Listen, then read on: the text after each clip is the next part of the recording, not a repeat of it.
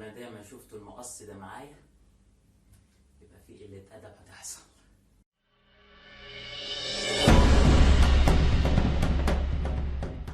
السلام عليكم ورحمه الله وبركاته. معكم محمد من قناه ماذا ذكر الشير. طبعا انا هي ديت المقدمه القديمه بتاعتي، رجعنا لها النهارده وزي ما قلت لكم في الاول ما دام المقص ده معايا في قله ادب هتحصل. طبعا جميع مقدمالي صندوق، تمام، انا كنت شاريه يعني او كنت تقريبا عايزه، فجميع بعتتهولي ونشوف ايه الصندوق اللي معانا ده ويلا بينا.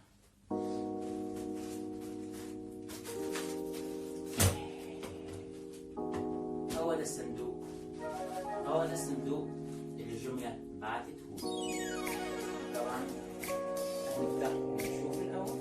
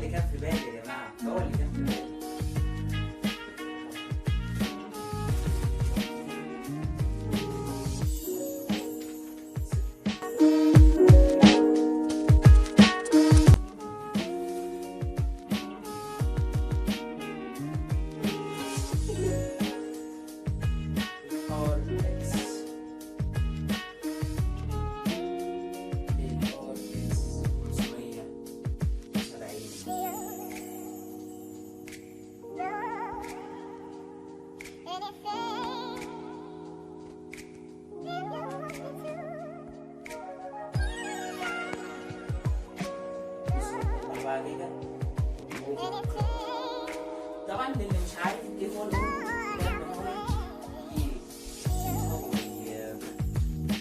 يستخدم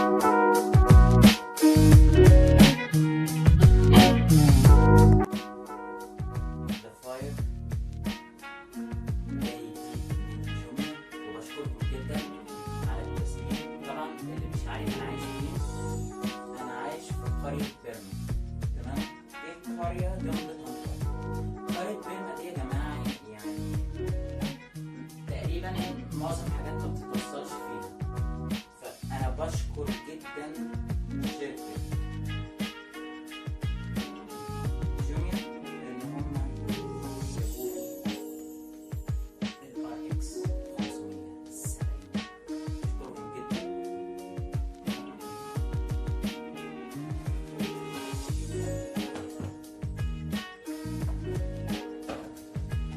ليه مش عارف الRX 570 ده يا جماعة؟ الشير ده برضه الRX 570 ده كارت شاشة من نوع GDDR5. تمام، هو حاليا في مصر نادر جدا، دي نادر جدا ان انا الاقيه في مصر. لو عاوز تجيبه مستعمل. طبعا ده انا جايبه ب 3,440 جنيه. طبعا لو انت عاوز او عاوزه مستعمل بيبقى 1600 جنيه. تمام؟ انت لو عاوزه مستعمل 1600 جنيه. مستعمل الله اعلم استعمال ايه، ممكن يكون استعمال مهلك. يعني طبعا ايام البيتكوين والكلام ده كانوا بيستخدموه جدا، كانوا بيستخدموه بطريقه شنيعه علشان يجيبوا بيتكوينز وهكروا حاجات كده كتير جدا. تمام؟ لكن لحسن حظي ان انا لقيت اخر واحد في جونيا من غير اي ترددات، هاته على طول وش.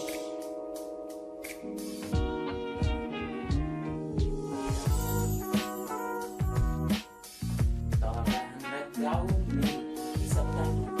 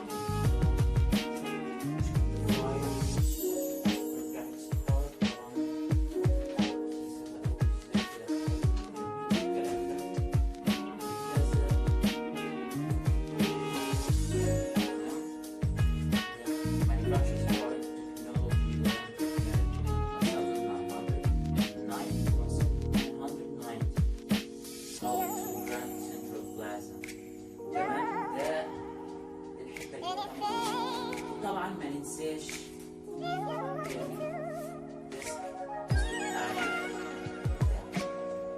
ده اللي احنا بقى بنعرف كارت الشاشه نفسه عليه. تمام؟ ونحطه في تمام. وبعد كده علشان الجهاز يتعرف على كارت الشاشه بيلعب. تمام؟ طبعا كارت الشاشه ده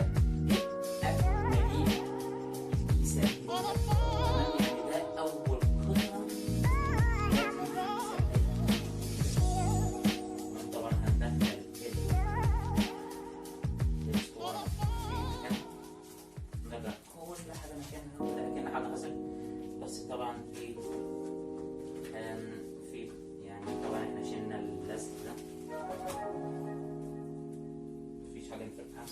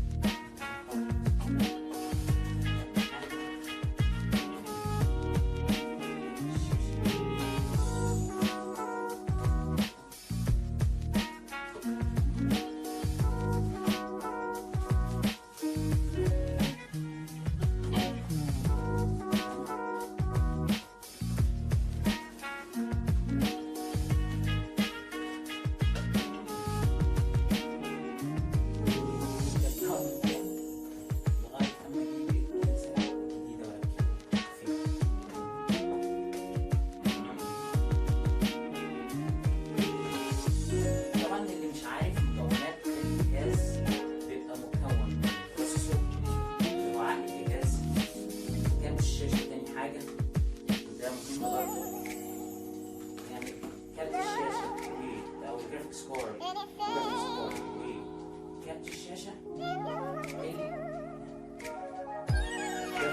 الجرافيكس كور والبروسيسور أهم حاجة في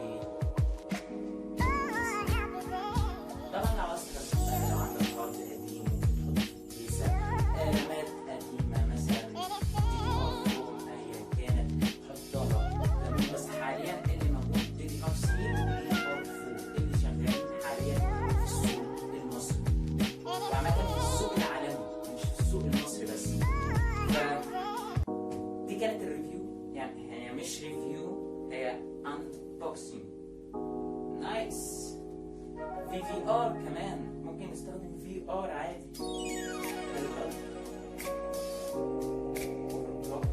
طبعا. ويا رب يكون الانبوكسنج عجبكم، ما تنسوش لايك شير